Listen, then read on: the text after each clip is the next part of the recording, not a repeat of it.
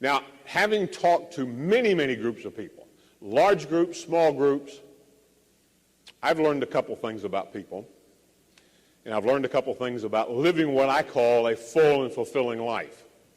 And I think I've kind of narrowed it down, dealing with thousands of people, reading hundreds of research articles, reading book after book after book about this subject. I've kind of distilled it into a couple of things. I'm saying that there are approximately, in my viewpoint, there are 10 things that you are doing that you need to stop doing. If you're going to have that full and fulfilling life, you need to stop doing some of the things you're doing now. We're going to talk about them. And there are 5 things that you're not doing that you need to start doing.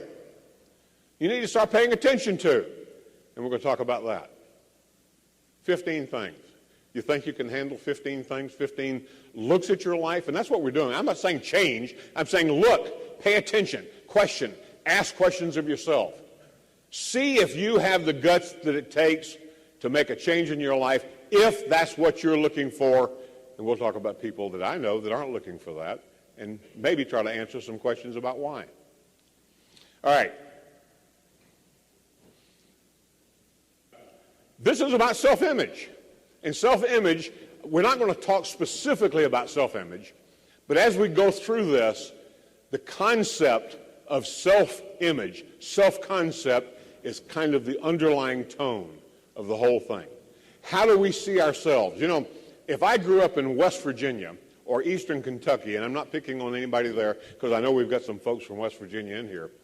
If I grew up in the coal fields of West Virginia or Eastern Kentucky, and I'm a 10-year-old boy, and my dad works in a coal mine, and my mom takes care of me and my 5 brothers and sisters, and our life revolves around that, and I grow up, when I'm 16 years old, what am I going to do? I'm going to quit school, because the law says I can when I'm 16, and I'm going to work in the coal fields. And I'm going to marry that sweet little pretty thing around the corner, who's going to have my 6 children, and we're going to have the same life that my mom and dad had. Because that's the self-concept, that's the self-image I have, what I grew up in, how I grew up, the lessons that were taught to me overtly and covertly, the lessons that were taught to me are the lessons that I'm going to carry forward in my life. And if I grew up in McLean, Virginia, and my mother was a surgeon, and my father was a professor at Georgetown University, what do you think my life is going to be like when I'm 18, 19, 22 years old? You think I'm going to work in the coal fields? Absolutely not. I'm going to be a doctor. Why? Because my self-concept is now different. It's different than it is for that child that grew up in West Virginia and in the coal mines of Eastern Kentucky. It doesn't make one better than the other. It just means that in many ways we are a product of how we grew up. We're a product of the life that we led up to a certain point. And what I want to do is I want to take off from this point. Right now, I want to take off and say to you that it doesn't matter what life you had when you were 16 years old and where you lived. And there are my students. Thank you all. You're all in trouble. It doesn't matter what your life was like. If it's not good enough for you, change it.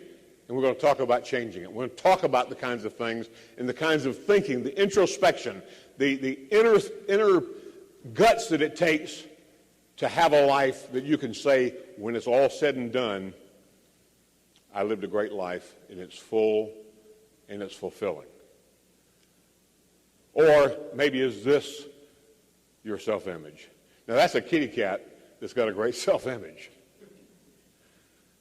You know, is that it? Maybe. Think big. We'll talk about thinking big, but that's what we're talking about there. The kind of self-image that leads you forward, leads you to have the kind of life that at the end you really are comfortable with.